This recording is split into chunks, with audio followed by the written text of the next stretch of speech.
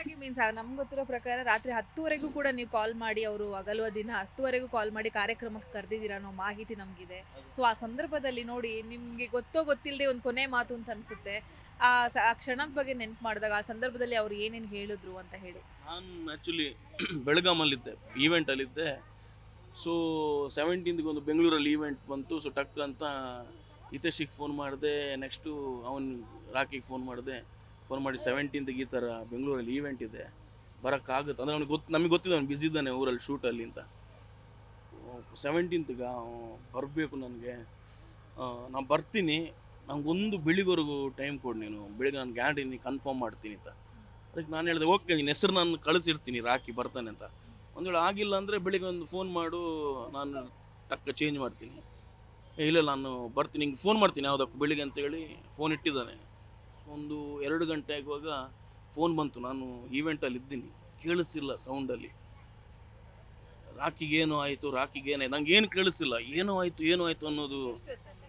2 ಗಂಟೆ ಆಗಿದೆ ನೋಡಿ, ನಿಮ್ಗೆ ಗೊತ್ತಿರ್ತಾರೆ 2 ಒಂದು ಮಧ್ಯರಾತ್ರಿ ಫೋನ್ ಬಂದಾಗ ಏನೋ ಆಯಿತು ಅಂದಾಗ ಏನಾಯಿತು, ಈಗ ಫುಲ್ ಬ್ಲ್ಯಾಂಕ್ ಅದೇ. ನನಗೆ ಕೇಳಿಸ್ತಿಲ್ಲ, ಟಕ್ಕ ಮೆಸೇಜ್ ಮಾಡಿ ಅಂತ ಮೆಸೇಜ್ ನೋಡ್ತೀನಿ, ರಾಕಿಗೇನೋ ಆಯಿತು ಅಂತ. ಟಕ್ಕ ನಮ್ಮ ಅನೀಶಿಗೆ ಫೋನ್ ಮಾಡಿದೆ ನಾನು, ಅನೀಶ್ ಎಂಜಿನಾಂಡು ಏನಾಯಿತು ಅನ್ನೋಷ್ಟರಲ್ಲಿ ಅಷ್ಟು ಮಾತಾಡಿಲ್ಲ, ಅವನು ಸೌಂಡ್ ಕೇಳಿಸ್ತಿದೆ, ಅವನು ಅಳ್ತಿದ್ದಾನೆ ಜೋರಾಗಿ. ಅದು ಟೋನು ಕೇಳಿದ್ರೆ ಈಗಲೂ ಭಯ ಆಗುತ್ತೆ. ಅವನು ಹೇಳ್ತಿದ್ದಾನೆ, ಹಿಂದ್ಗಡೆ ಪ್ರವೀಣಂದು ವಾಯ್ಸ್ ಕೇಳ್ತಿದೆ, ಅವನು ಜೋರಾಗಿ ಕಿರಿಸ್ತಿದ್ದಾನೆ, ಆ ಕಡೆ ದೀಪಿಕನು ಕಿರಿಸ್ತಿದ್ದಾಳೆ.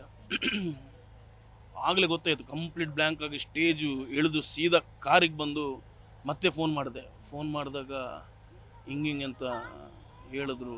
ಏನು ಮಾಡಿದ್ರು, ಟಕ್ಕಂತ ಇಮಿಡಿಯೇಟ್ ಅಲ್ಲಿಂದ ಹೊರಟುಬಿಟ್ಟೆ, ಬಂದುಬಿಟ್ಟೆ.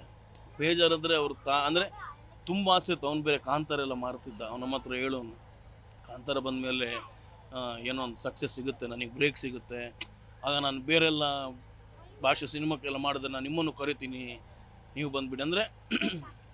ತುಂಬ ಒಳ್ಳೆ ಹುಡುಗ, ಒಳ್ಳೆ ಅಂದರೆ ಯಾವುದಕ್ಕೂ ಒಂದು ದಿನ 10 ವರ್ಷದ ದಿನ ನೋಡ್ತಿದ್ದೀವಿ. ನಾನು ಅದೇ ನನಗೆ ತಲೆ ಬರೋದು. ನಾವಾದರೂ ಯಾವುದಾದ್ರೂ ಒಂದು ಬೇಜಾರಾದರೆ ಏನೋ ಒಂದಿದ್ದಾರೆ ಯೋಚನೆ ಮಾಡ್ಕೊಂಡು ಏನೋ ಕೂತ್ಕೊಂಡು ಏನೋ ಇರ್ತೀವಿ. ಅವನು ಆ ಥರ ಯಾವುದಕ್ಕೂ ಯೋಚನೆ ಮಾಡಿ ಬೇಜಾರು ಮಾಡಿರೋದು ಅವ್ನು ನೋಡಿಲ್ಲ.